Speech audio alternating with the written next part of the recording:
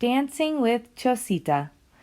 The bookmobile landed on soft grass. The girls jumped out and saw bananas hanging from big green leaves. Butterflies fluttered among mango trees and papaya trees. Bright birds soared overhead. On the ground were dozens of chickens, scuttling and clucking. Grandmother Elf and Brownie Elf had flown the bookmobile all the way to Thailand. "Look over there," called Alejandra. The brownie friend saw a girl about their age. She was busy gathering eggs. When she saw the visitors, she nearly dropped all the eggs from her basket. "Got it," Campbell said, catching an egg just in time. She handed it to the girl and explained, "This is a bookmobile. It takes books all around the world." The girl smiled and said hello. Her name was Chosita, which means happiness. Then she went back to gathering eggs. "I need to get these to the temple," she said. "The eggs are used to bake cakes for ceremonies." The girls joined in, and soon all the eggs were nestled in Chosita's basket. "Kobe-kun," said Chosita. That means thank you in Thai, and it sounds like Kobe-kun. "Would you like to come with me to the temple?" she asked. "Let's go in the bookmobile," Jamila said. "Really?" Chosita asked. "I love to read, but my school doesn't have many books." A typhoon hit and all the books got soaked. The brownies listened as Chosita told them about the roaring winds and flooding waters. They told her about a hurricane that hit their country. "We all pitched in to get new books to libraries and schools," Campbell said. "I'll bet you and other girls here in Thailand can do something like that."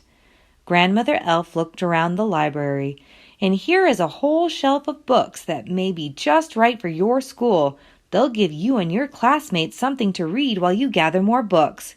"Thank you," Chosita said. The bookmobile came to a gentle stop. The girls could see the temple at the top of a hill. People seemed to be moving across the walls. "They look like dancers," Jamila said. "Are they?" As they all climbed the hill to the temple, Chosita explained, "Those are very old carvings of temple dancers." When they reached the temple, the girls saw that, sure enough, the dancers were carved into the stone walls. Some of the carvings were damaged. "These were hurt in the typhoon," Chosita said, "but this frieze still tells a very old story. I learned the dances for it. I'll show you." Chosita raised her arms and waved them softly, moving her hands as if telling a story with her fingers. The brownie friends followed along, moving their hands from side to side just like Chosita. "This is fun, but it's not easy," Campbell said. "I practice every day," Chosita said. Chosita then took the eggs to the temple and soon returned with a beautiful lantern shaped like a lotus flower. "I brought this from the temple," she told the girls. "I wish you could stay to see our floating lantern festival at the end of the rainy season." Just then, Grandmother Elf came with a book of photographs of the festival. The pictures showed lights on every river and stream, like fireworks on the water. "My family makes lots of lanterns for the festival," Chosita said. "I'd love for you to meet my family."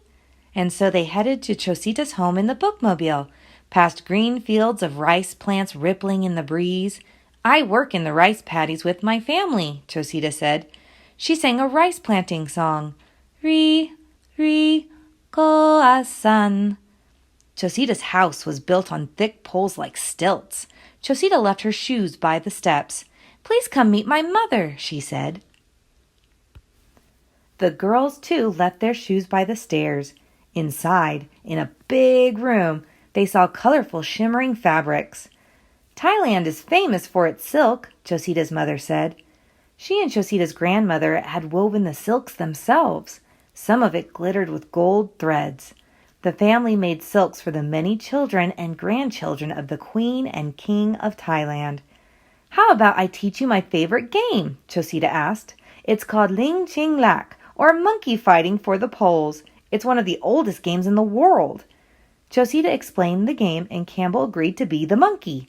The other girls stood by one of the 3 big trees in Chosita's yard. Those trees were safe. "Ready, set, go!" shouted Campbell.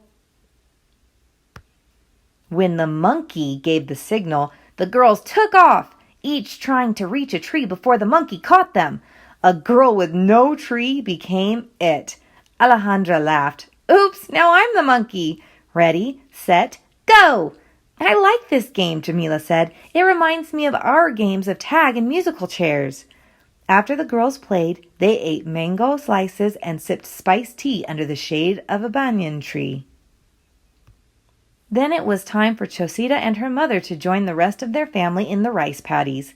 They gave each girl a square of silk, purple for Jamila, red for Campbell, yellow for Alejandra.